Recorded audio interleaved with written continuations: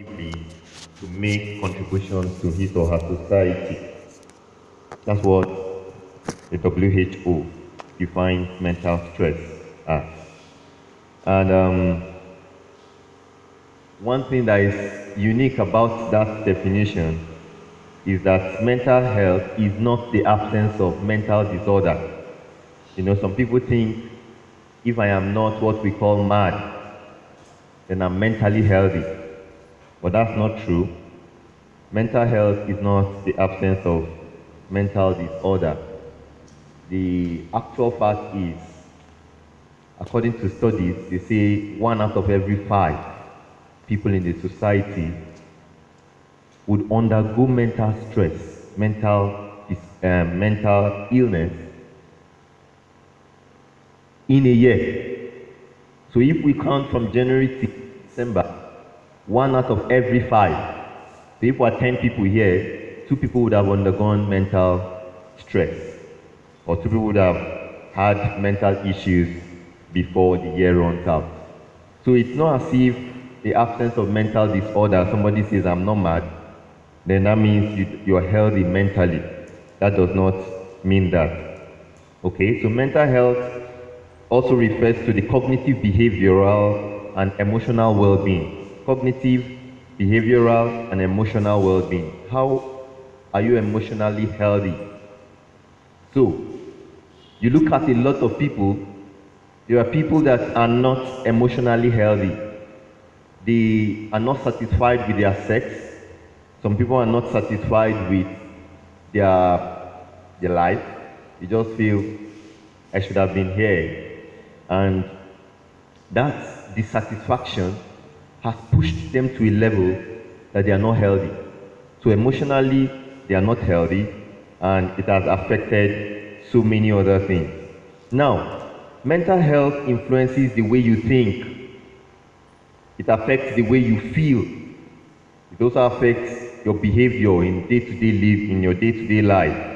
It also affects your ability to cope with stress, your ability to overcome challenges, and it also affects your relationships.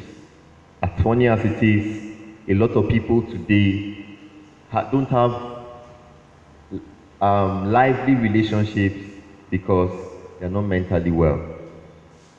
As funny as it is, you might find out that some people cannot even keep their friends. People just are not your friends anymore, and you cannot see why. It's because of your mental state.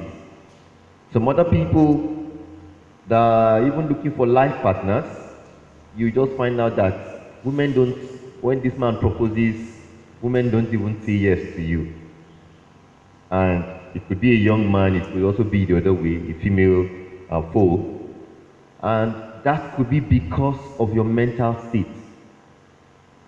It is very needful that we deal with our mental issues.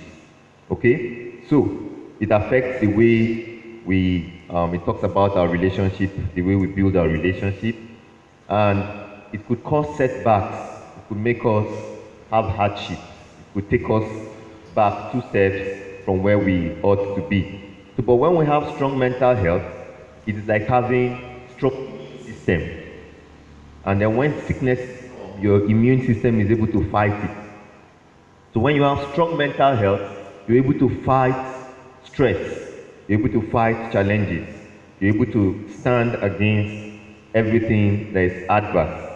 Now, how do we know that people have mental health issues?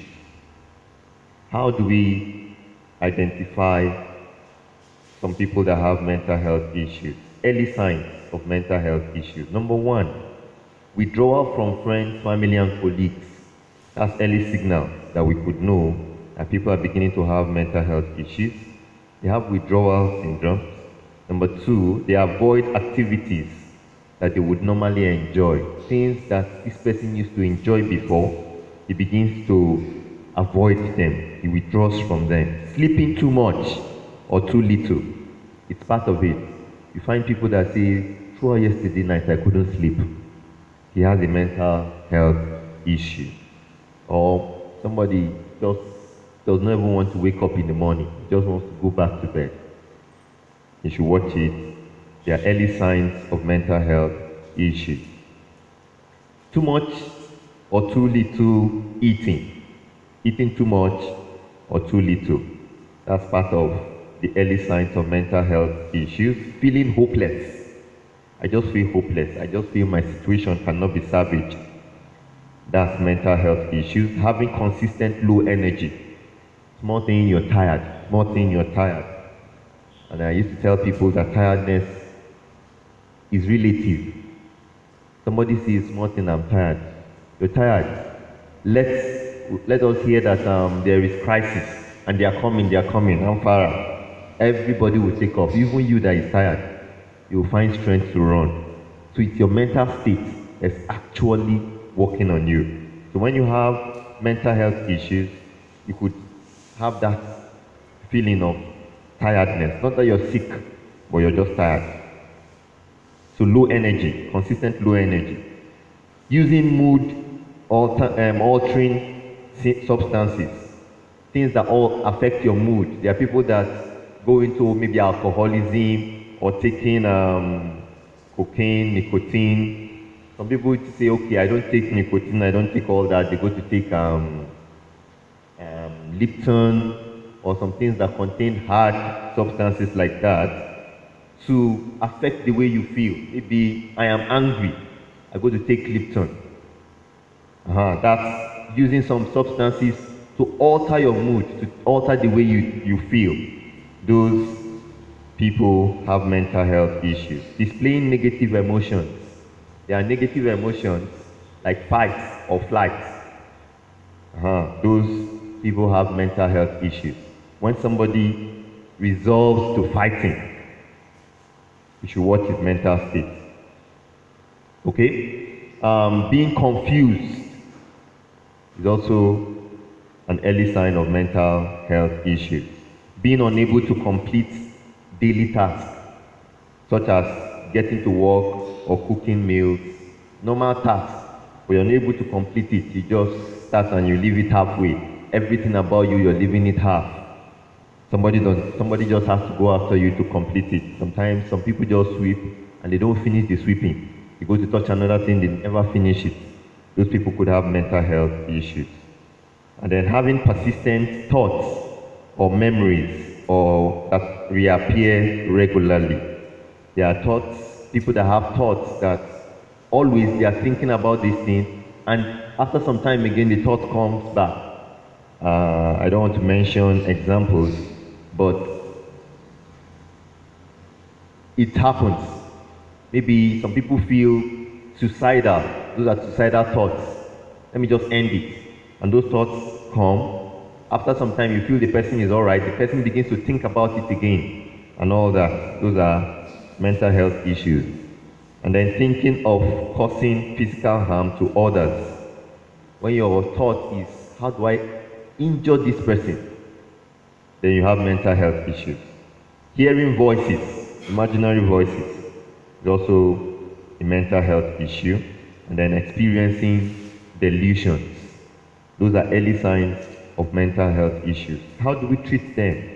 Psychotherapy is there, medication is there, and then the self-help are all ways that we could treat them. I would break some of those things as we go through the study. I would have given you some history, but I think you could read them up online if you just search out about mental health issues, the risk factors. There are risks you could take, and then that it exposes you to, and some of those things you would find them there. But today I want to look at how do we improve our health. How do we improve our mental health? Mental health. That's what I will be looking basically at today, so that we stay mentally healthy. How do we improve them? Now, how do we also know, let me quickly run through this. How do we know that you're mentally healthy? How do we know people who are mentally healthy? Number one, they have a sense of contentment. They are satisfied. When I mean satisfied, I don't mean they don't have goals. I don't mean they don't have aspirations. But there is satisfaction in what life gives them. They are not feeling, I'm not good enough. I'm not good enough. When somebody begins to feel I'm not good enough, I'm not good enough, he has low self-esteem, then the person has a problem, he has a mental health issue. So there is sense of contentment. I am satisfied that I'm a boy. I'm satisfied that I'm a girl. I'm all right with who I am. I'm all right with what I have. That's one of the symptoms of mental health. Number two is a zest for living, an ability to laugh and have fun. When you can relax and just enjoy your life, have fun, and play, then you're mentally healthy. Because the moment you become unhealthy, you hardly find reasons to laugh. Everything they say, even if everybody is laughing about it, it's not fun to you. Then let's watch your mental state. Then another thing too, another symptom of mental health is the ability to deal with stress and bounce back regularly. Okay? You have stress in the day, you have stress everywhere, you're able to deal with those stress and it doesn't affect you. That's a symptom or a sign that you're mentally healthy. Another thing is your flexibility to learn new skills and adapt to change. That's a symptom of mental health. That's a sign that you're healthy mentally. You're able to learn new skills and adapt to changes quickly. And then a balance between work, play, rest, and activity. You are able to draw a balance between when to work, when to play, and then when to be involved in other activities. All that shows mental health. Self-confidence and high self-esteem. Self-confidence and high self-esteem is a symptom of mental health. And then ability to build and maintain fulfilling relationships. You're able to build up relationships and you also have fulfilling relationships. This person is your friend and you're able to work with the person progressively. You're able to work with colleagues. You're able to work with people around you. That shows you're mentally healthy. Now, this health that we're talking about, it's better we build it up so that you don't have mental health disorders than having to cure. The sciences will say, or people, normal adages will say, prevention is better than cure. When you prevent falling sick, it's better than curing it. And I tell you, it is better we don't have mental health issues than we get into it and get out of it, because you don't know how deep you might go into it. And our community this time, as our leader was saying before he invited me up, our community is facing a time when a lot of people are already relapsing into mental health disorders. Yes, we have more people going into suicide, and then more people having during the pandemic have had issues. We've had people die.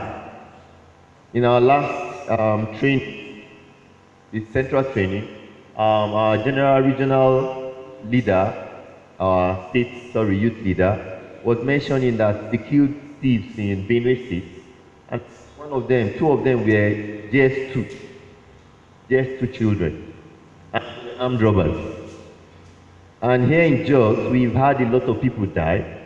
I went for work, I didn't go for the burial, but one of my close friends, the younger brother, died. How did he die? He went to separate fights. And I was asking myself, why the fights? Why there's so many deaths at this time? And it's because people are not mentally healthy.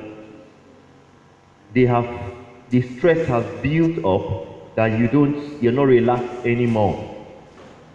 some of our students, SS3 students, not even just even those in other classes, you have been off school and then you just begin to say, God, I don't even understand this kind of life.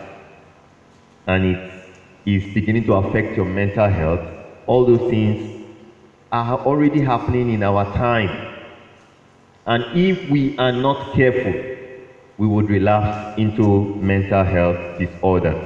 So how do we deal with mental health? How do we boost our mental health immune system? Is it possible to do that? Yes, it is possible to do that. I'm going to go through 6 things. I just hope I'll be able to run through them effectively as I would have loved to. The first one is social connection. Social connection. Connecting with people. Face-to-face connection. Forget what technology has done.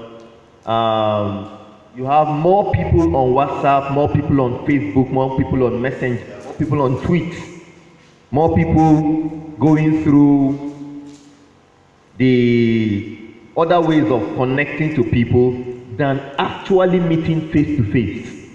And when you're able to meet face to face, it's very important that you do that face to face contact because it reduces your stress. I must tell you that the social media is not making mental health issues simple. So we must know how to deal with it, and one way of dealing with it is having this face-to-face contact. Face-to-face connection is very, very important. Now, I'm quickly going to tell you ways of doing this face-to-face contact. And then how do we use it to boost our immune system? Number one, we could call up people and arrange for meetings. The meetings might not just be a meeting that we say, yes, let's meet and discuss. No.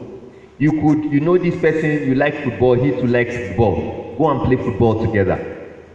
Or go and meet and watch football together. That's meeting face to face. Okay? Forget the pandemic troubles. The pandemic would say it is better you do more calls than meeting face to face. But the more calls, the more interactions without seeing face to face has resulted in people having problems.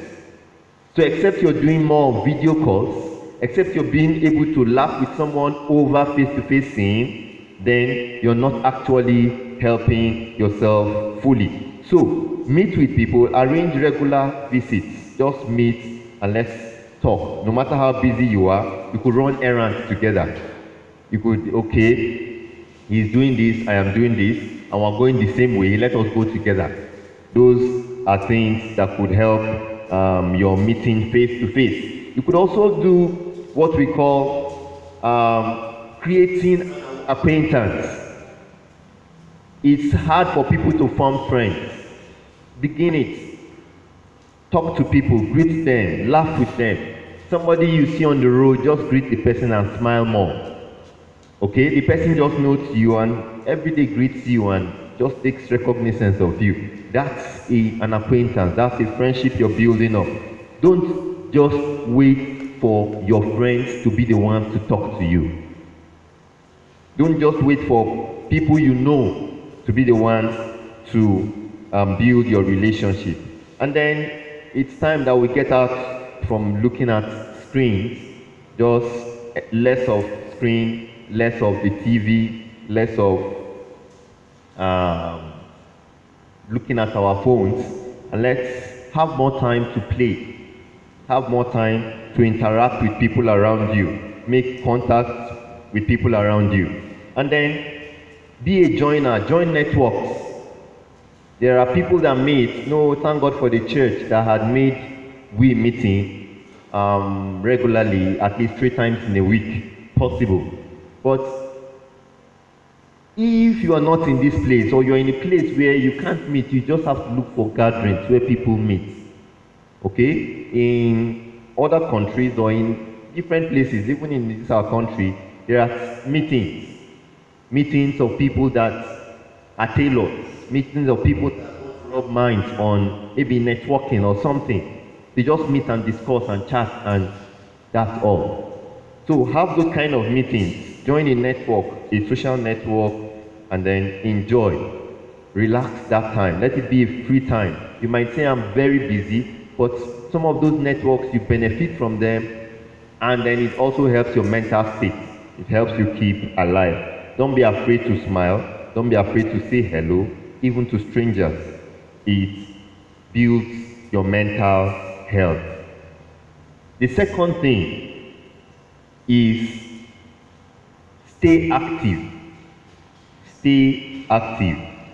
In staying active, it means you should do exercise. It's another name for saying be healthy by doing exercise. Okay? Stay active by doing exercises. Now, exercises should become a routine. Many of us, well, that's what the Deeper Life had inculcated into us, but the funny thing is we are not fully picking up everything about the scriptures. The scripture says bodily exercise profited little. That exercise is essential. It is very essential. Okay? I'm going to tell you some things you don't even know. There were these times that we used to go for strategy congress. Most times strategy congress is the first week of January. Now, those early days of strategy congress, before strategy congress, we used to have retreat. Now, the GS will finish December retreat, and then he will enter to the French retreat. After retreat, he enters to French retreat. The day French retreat is ending, or the next day, we have strategy congress. And then after the strategy congress, you would have the French Congress too. Now, for all these programs,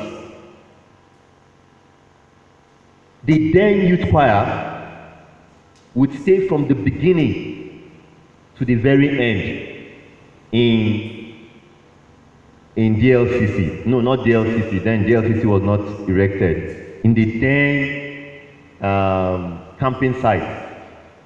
Now, by the time these retreats and programs have gone, sometimes they spend 2 months within that place.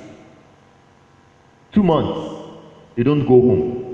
They house them there, feed them there. They'll be going from one retreat to another, to another, to another, to another. Now let me tell you what happens. What they do for them is, especially when they come to the strategy congress, they don't take time to listen to the messages. The moment they have ministered and things have started, they go to involve them in games. There is a football field for them. There are fields for every kind of game. So you would come out and you would see them playing. They have the normal time for play. Then they also have their time for sleep and siesta. So we think sometimes, this person just goes from this to this to this to this. He doesn't have time for exercise. It's not actually true. Okay? So we must create time for yourself to have exercises.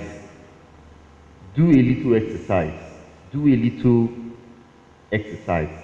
Take at least every week, you should be able to have maybe 2 hours of exercise. It's not hard. 30 minutes every day can be achievable. Or you break it into 10 minutes, 10 minutes, 10 minutes. Even if it's just walking. Okay? Now, you don't do the exercise because you want to lose weight. You do the exercise because you want to be healthy mentally. It affects your mental health.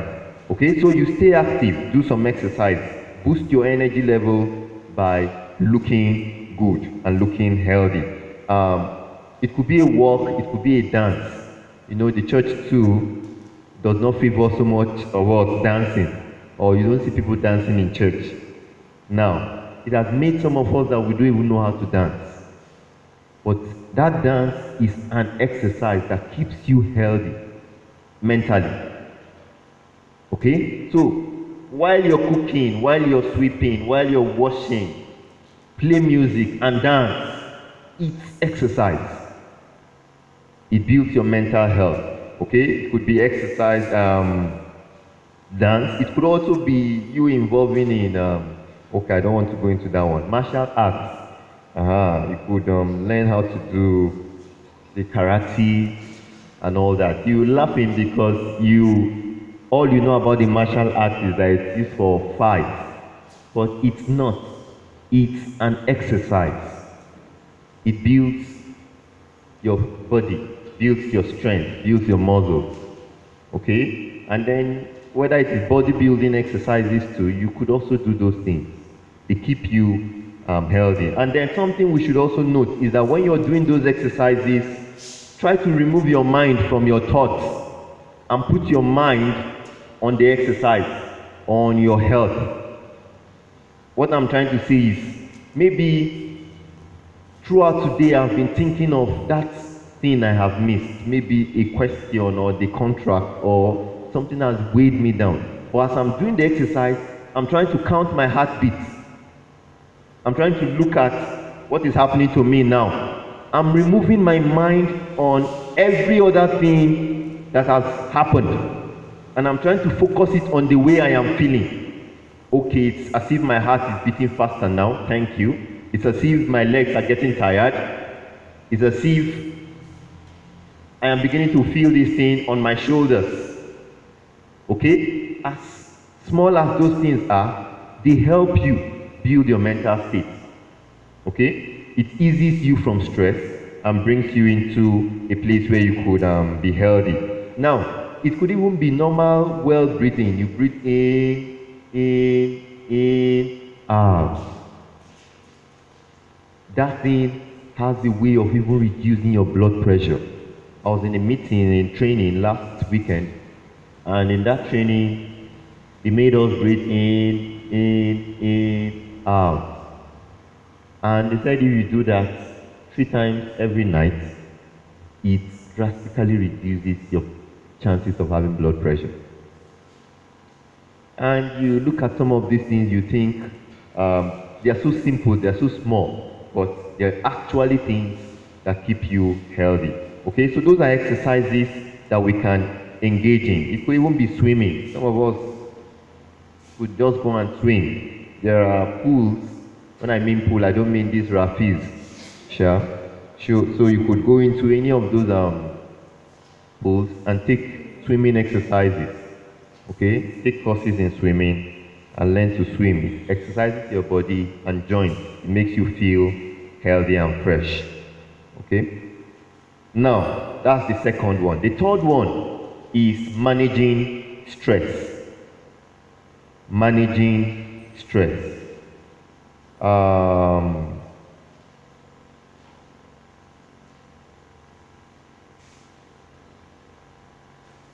Let me leave this. Managing stress.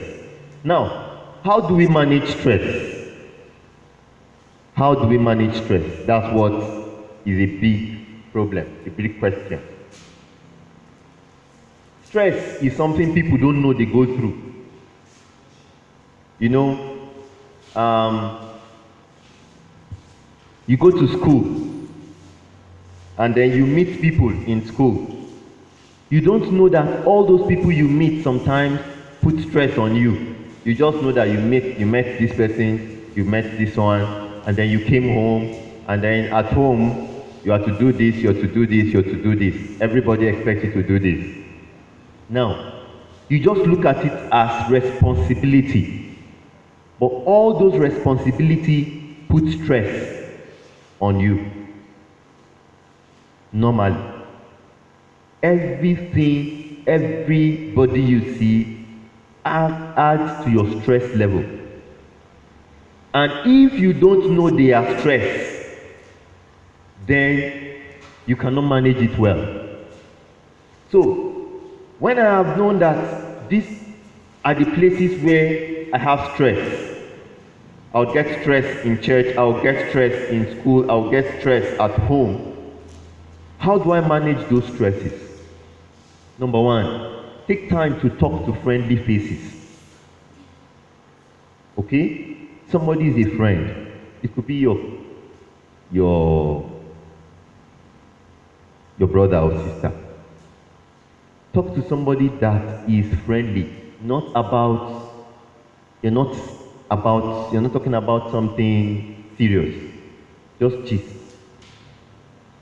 Talk to someone about something that releases your mind, takes your mind out, walk out. I have to meet with this, I have to do this, I have to do this.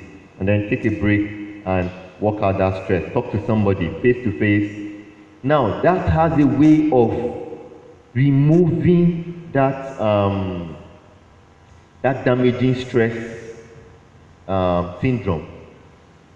That's the flight and fight I mentioned before. Now, if this person has so annoyed me, one way of easing it is look for somebody to talk to. Just tell the person how you feel, tell the person all that, tell the person you'd find that somehow, if you would have fought, you would not fight again. It has a way of bringing your annoyance down. When people would say, let's sleep over this issue, it means let us not allow it put a stress on you and make you make a negative thing, a negative act. We have to get the best out of this stress. So let us not allow it to put pressure on us and make us act in the wrong way. So we sleep over it. And how do we sleep over it? We relax it and go and gist about it, talk about it, laugh over it, and you find out that somehow it eases the stress and makes you think logically. Another way of doing it is you appeal to your senses. Appeal to your senses. How do we appeal to your senses? Some people have uplifting songs. Just play that song you like listening to. Some people, it's the smell of food. You're laughing, but it's actually true. I stayed with someone that likes food. Not that she eats it, she just likes cooking it, trying it out. The smell of it gives her that thing. It calms her nerves. There are some people that it's like that. You have to study yourself. Some people, it's putting the stress on something. So they could be just squeezing paper. I don't want to go to the extreme of people taking up things and breaking. It's more of not Nigeria. Okay? But it could be squeezing paper. Just put the stress out. Now, there are those things, appeal to your senses, your sense organs. Sense of touch, sense of smell, sense of sight. Some people could be watching movies. Just watch that funny movie that will make you laugh. It eases your stress. You are appealing to your senses. Normal biology gives us 5 senses back. There is eyes, smell, taste, hearing, and then feeling. Okay, so appeal to those senses. It has the way of calming your nerves, and then you make leisure time a priority. Some people feel my leisure is when I don't have anything to do. That is not leisure. Leisure should be part of your routine. When I was young, when I was in secondary school, my mom used to make me draw timetable. And then in my timetable, I'll put time for play. My brother will laugh at me. He will say, how would you put time for play? That you have finished your work, then you play. I say, no, I don't finish my work and play. Play is part of my work. So, if I am to read, it is not when I have finished reading, I'll go and play. I read and play and come back to read. Let leisure be part of your routine. Don't say it is after I've finished, then I can rest. It's not that way. I am not sitting down to watch a movie because I don't have anything to do. Some people say women, their work never ends. They will do all the work from morning till night. Though me, I used to feel it's not actually true. But it's because they want to do everything in one day. And they end up not doing everything in one day.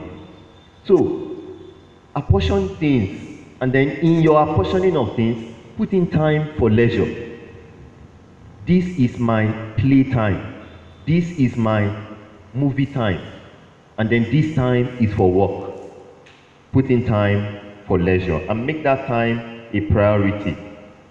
Let it be something that is part of your routine. Then also, another way of easing yourself of stress is make time for contemplation and appreciation. The scripture will always say, meditate on these things. These days, people don't meditate. We're quick to go. But when you meditate, you know, some of us have watched movies, you just see somebody cross his leg, and then they call it, thank you. Now, the person is thinking. That's what meditation is. There are sometimes I sit down and, okay, I know there was a time I was meditating on just one phrase of the Bible. Elijah is a man of like passion. And I was just thinking about it. Elijah is like me. Elijah is a man of like passion. The thought of it created a whole wide thing. And I am thinking of Elijah's life. I am thinking of everything. And I am comparing it with my own life. That's meditation. You're not just thinking and thinking of so many things in many ways. You narrow your thoughts to one thing. It eases you of stress. So meditation and appreciation. Take a walk. It might not be just sitting down. Meditation is not sitting down sometimes. Okay? We don't have beaches, but we have mountains. Take a walk to a place where you just admire things.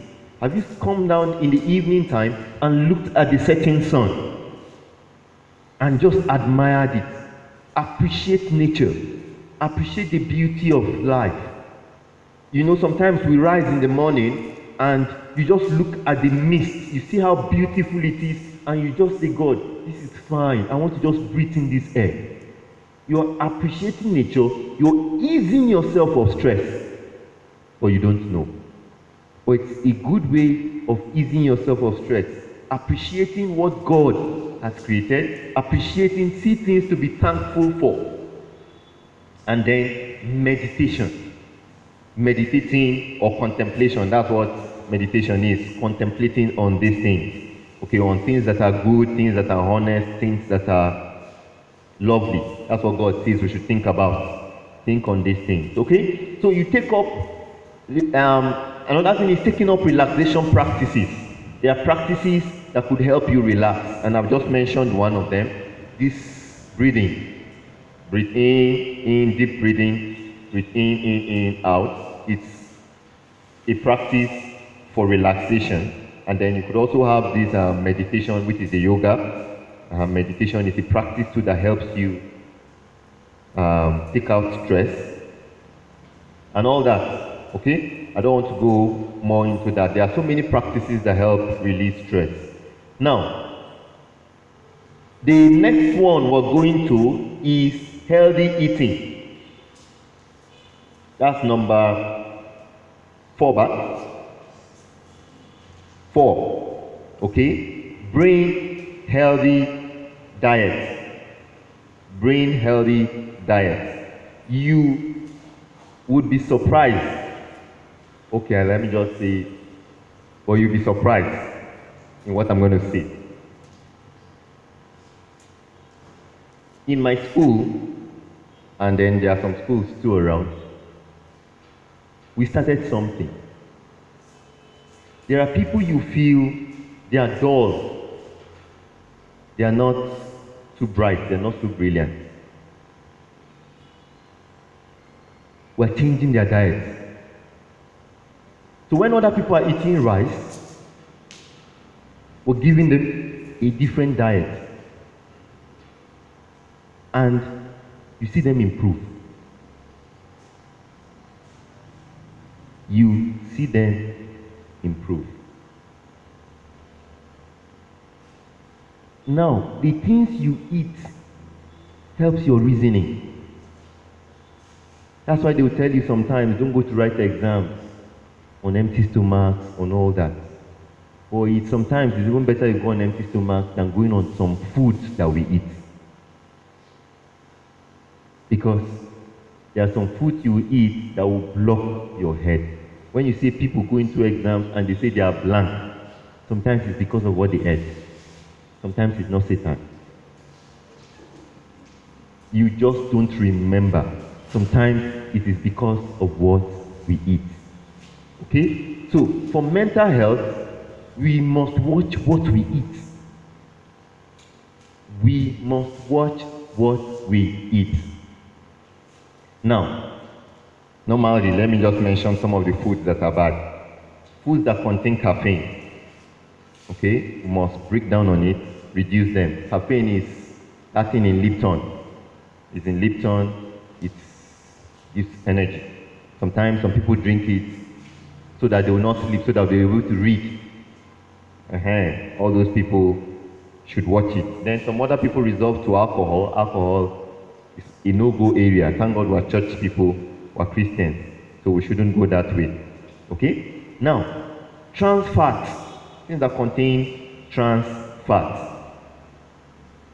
we should go away, stay almost away totally from it. Okay? When we mean trans fat, we mean red meat has a part of it, and then what are the fatty foods? Well, there are so many of them. Forget me, I have forgotten food. I don't know too much food. Okay? We should stay away from things like that. They are not good for our health. Now, foods with high level of chemical preservatives, all the fast foods that, when I mean fast food, I don't mean kose, though I'm going to come to kose and all that. But there are things you buy in the shop and then they are preserved, canned things. They have preservatives. All those preservatives are not good for your health, and they're not good for your hormones too. We must stay away from it. Sugary snacks. Now, there is the normal thing that they will tell you, if you are doing sports, you must take sugar. Forget all those plenty stories. Sugar is sugar. Sugar is not good. Okay? It's even better you even take the glucose than taking sugar. It's better you take the glucose than taking sugar. So sugary snacks, we must stay away from it. And that's what normal young people like. So stay away from sugary snacks, stay away from refined carbs like your white rice, foreign rice. You know, people will tell you the local rice is even more healthier than the foreign rice. It's because of some of these things. They are refined carbs. Okay? And white flour that we use for baking.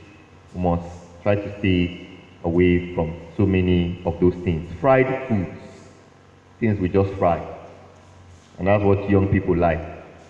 So if you're going to write an exam, please don't go to take fried food, don't go to white flour, don't eat bread. That's white flour. Okay? Don't eat bread. It's better you even take beans. Better you take real food. Kose. That's a kose. What's the name of it? The one you grind beans and then you make moi moi. Okay, those are healthy foods. Okay, take food. Don't take some of those fast things. Now, foods that boost your mind. What are the foods that boost your mind? You have foods like fatty fish. Okay? There are fishes that have omega-3 in them. Fishes like salmon, fishes like mackerel, and the sardine fish. All of them can boost your mental strength.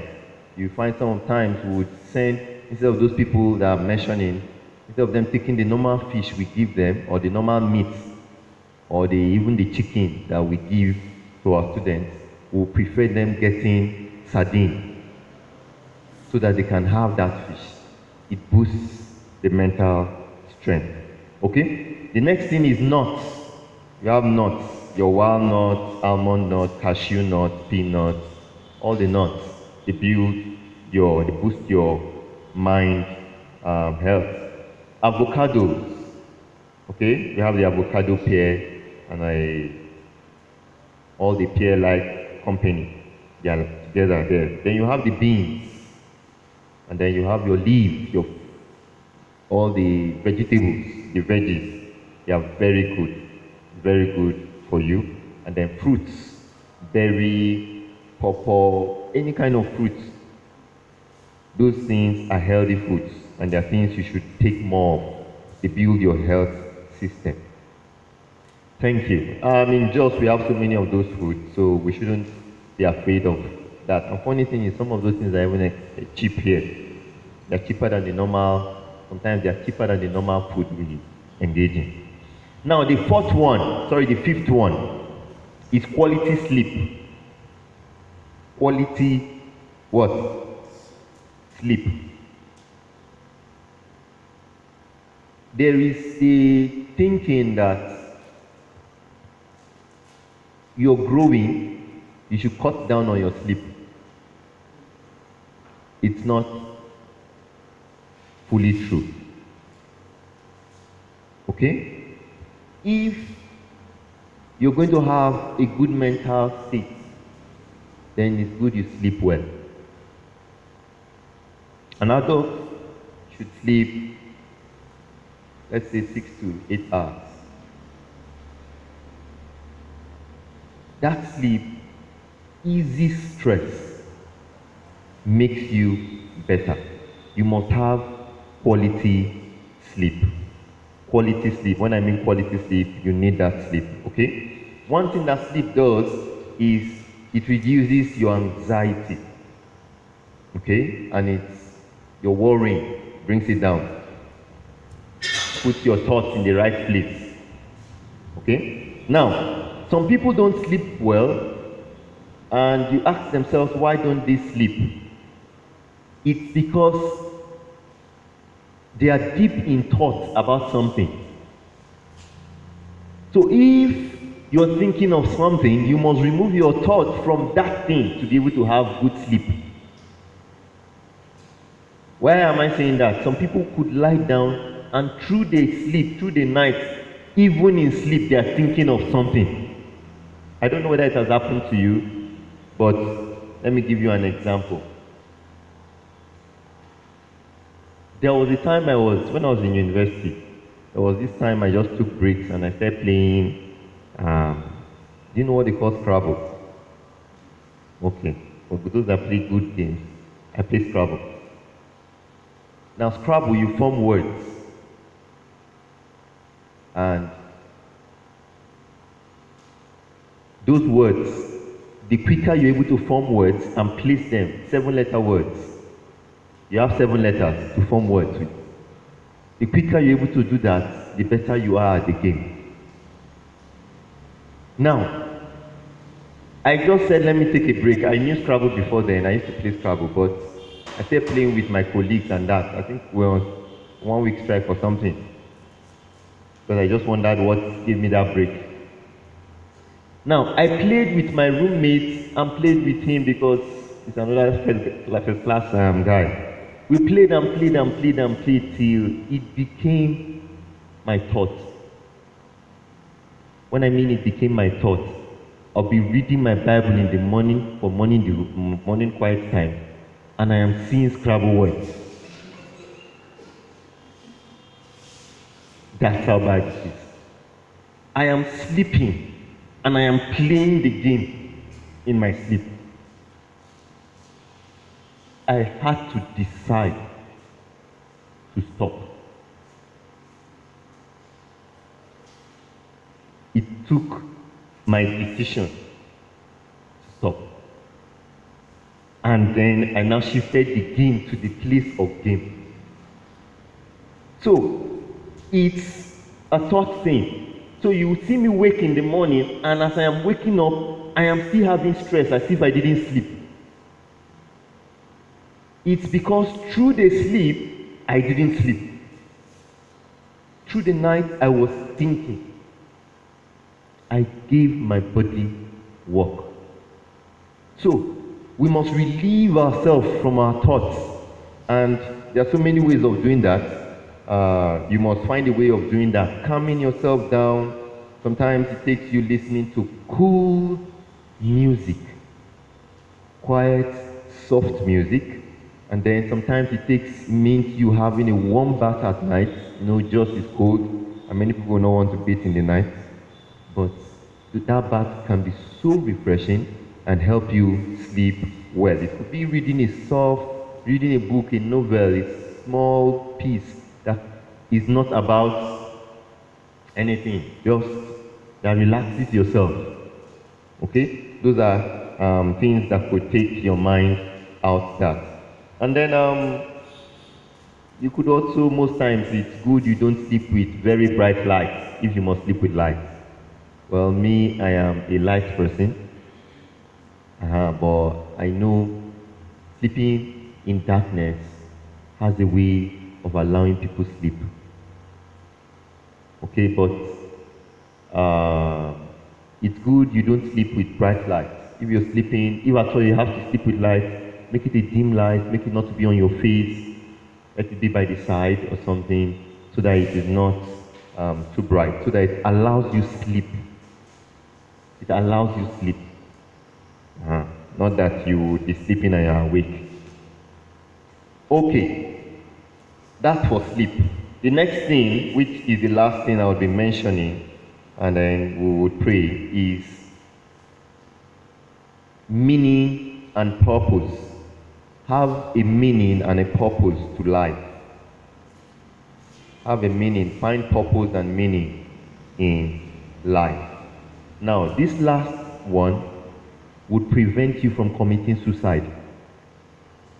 It would give you a sense of belonging. People go into mental disorders because they don't see a purpose for life. They just feel, my life is just scattered. Maybe, see me now, I'm growing old, nobody's marrying me.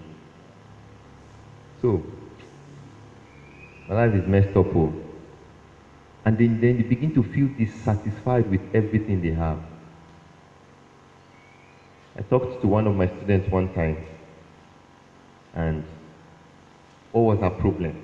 She said, Kai, I don't know why God just gave me these legs. Because I said, what's wrong with your leg? She said, look at it now. And for me, there was nothing wrong with the leg. I looked at it and I said, what of those that don't have legs? You say, you come now, you just start preaching to me now.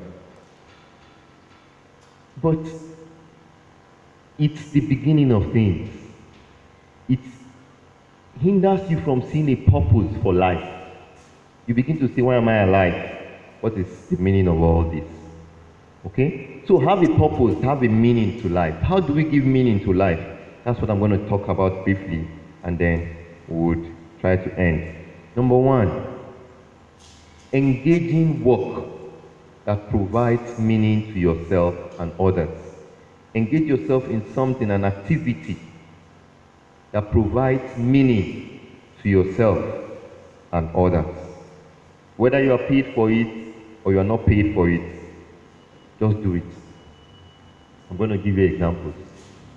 It could be cutting grass or planting flowers. It could be anything, something that just, when you've done it and somebody tells you thank you, you just feel fulfilled.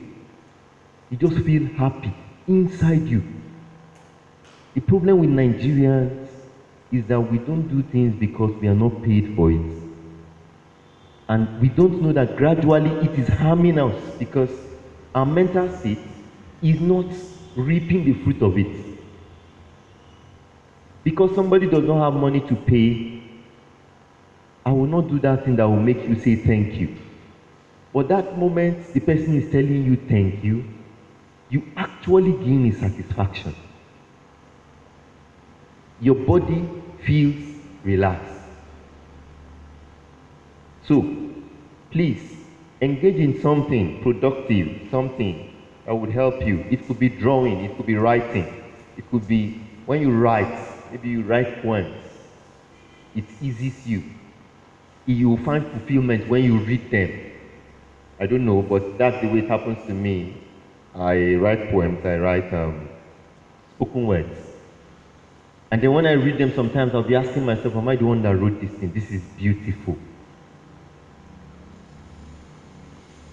That's fulfillment for me. That's satisfaction for me. Some people ask me, why did I come to teach? Maybe I didn't have a job. That's not true. I read engineering and I had a job. I was working in American University in Yola when I finished serving. I resigned. I resigned not because I was not working, but I was not finding fulfillment. You know, every day I just come to work, every day I was senior of the engineers. There were 2 engineers, others were just technicians. Okay, I read electrical, the other one read mechanical. Now every morning you come, as you're coming in, you're dropping we're working with surveillance, we're working with so many gadgets. So you don't go in with phone, there are no systems. So you just drop them in the front desk and you go in yourself. So we just keep seeing machines every day. You wake, your life becomes more like machines. And there are times I'll come to work. I know there was a day I went to work by 7 and I came back from work by 5 the next morning. I worked, if not for 2 hours, I would have worked 24 hours. I just took 30 minutes break to eat. It's a lucrative work. There was job, there was a car attached to us. They gave us a car, they gave us a house. To carry it to work, bring it back. So when we closed by 5 in the morning, 4, 5 in the morning, early in the morning, the car took us, drove us home. I switched off my phone. I didn't go to work the next day. They called and called and called. They sent people. I refused to go to work the next day. When I went the next day, they wanted to fire me, wanted to give me query. I said I worked for 2 days. When I was signing in my work, I didn't say I was going to work 24 hours. So I told them I slept. And by the time I woke up in the evening. Now, and then gradually I knew I was going to leave that job. And then I asked myself, what was I going to find joy in? I needed a job that I could meet with people. That's when I told myself the truth, that I needed to teach. And then I went to teach. I loved engineering, but I needed to teach. Because I find joy when somebody gets it. When I teach you and you're good and you're better than I am, it gives me one kind of joy that I feel fulfilled.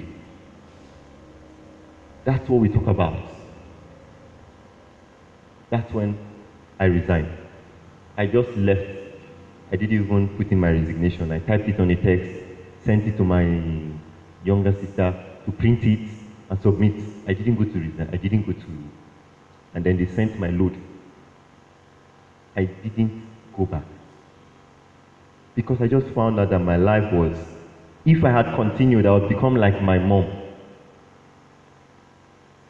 Forget me, I'm not saying my mom is bad.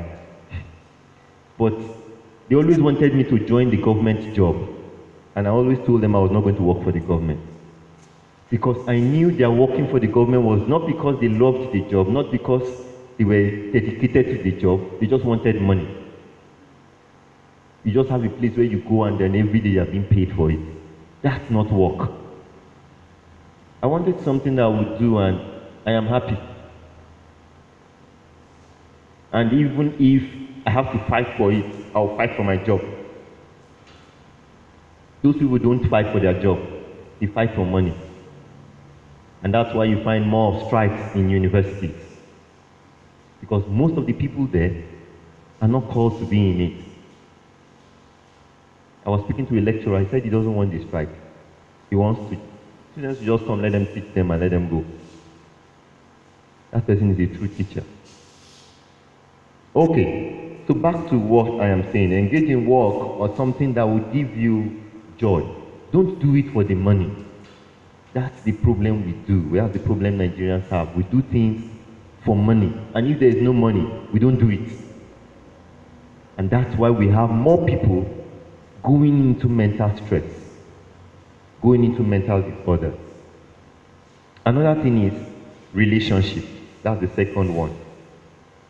That's what gives meaning to life. Engage in relationships. Spend quality time with people that are friends, family, grandkids. You find people, grandparents staying with their grandkids. Now, sometimes that responsibility gives you the satisfaction. I'm going to mention something. Okay, maybe in the last point, that's the last point I'm going to mention. Responsibility also has a way of creating satisfaction and keeping out stress. When you find a small child being attached to a grandparent, the grandparent has a responsibility, the child also has a responsibility. The two of them find satisfaction. The parent feels, I am taking care of this person, and he finds companionship. And then the child feels, I am the one taking care of my grandparent, and he also finds satisfaction in it. That's one way of easing yourself of stress. It gives you meaning and it gives purpose to your life. Okay? The next thing, that's what I was trying to talk about, is caring for a pet. When you give a child a cat or a dog to clean, or to pack its poo, or to give it food, that gives that child satisfaction. It could be a doll that has no life. That child just washes the doll, beats it, and dresses it, and it will tell you, Rosie is hungry, go and look for sand and spoon and put in his mouth. That sense of satisfaction eases their stress. So you find out that when you even have pets and you take care of them, it gives you work and it could give you satisfaction. It gives you a purpose to live. Some people don't commit suicide because of their dogs. But funny enough, Nigerians, we don't have dogs, we have keres. That's where we can eat our keres. But people that have dogs don't eat their dogs. Okay? I was with someone, his dog went on admission. He spent about 35,000 on admission for the dog. Even when the person was telling me, I was saying, the dog was dying. The dog would have just died now. Let's buy another one. But that's a dog. That's a dog. Okay? So, care for pets gives you fulfillment.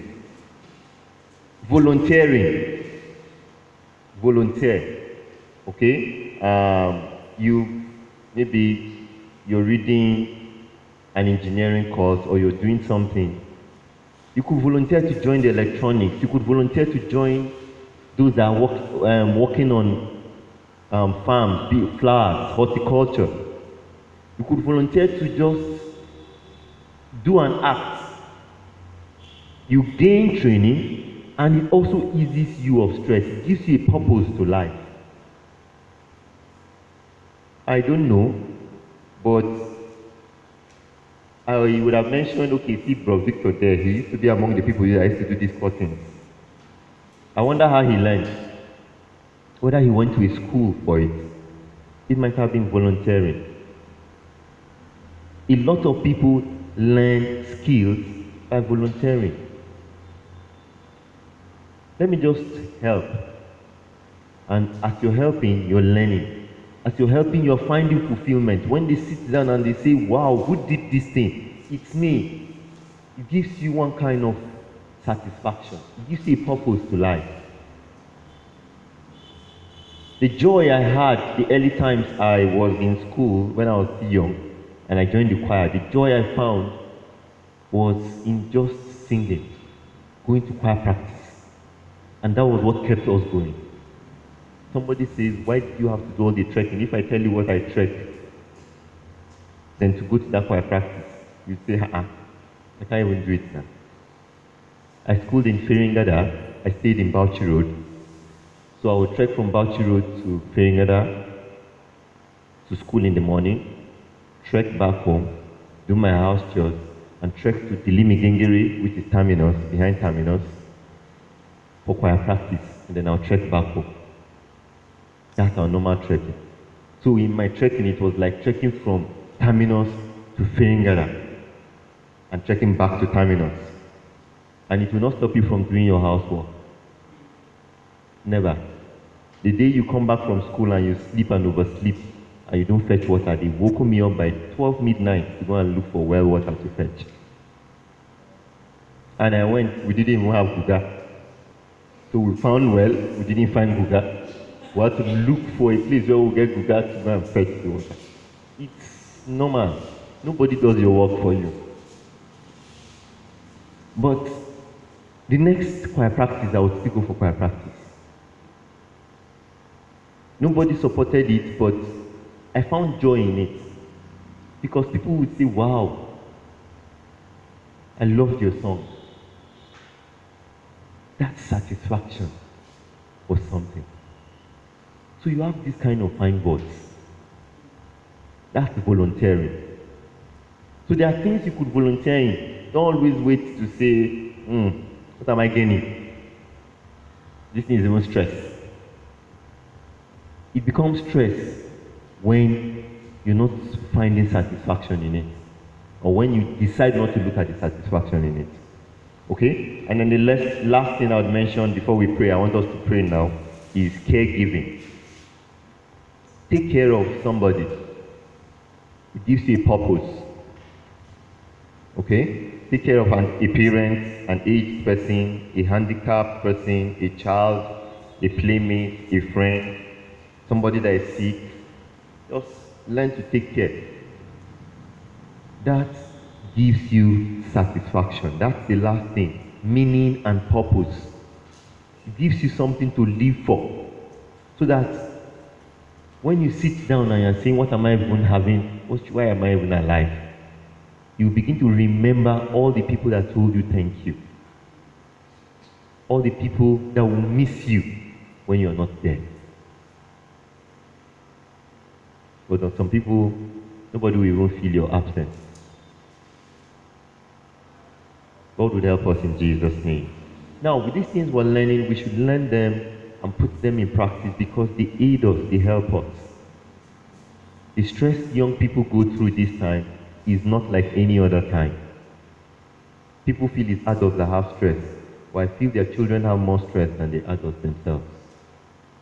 Because you have stress in school, you have stress at home, you have stress everywhere. Even the society itself is putting stress on you. Our country, Nigeria, is even acting on stress, putting stress on children. So you have so many things that are contending with you. It's time you build your immune system and become very strong. God would help you in Jesus' name.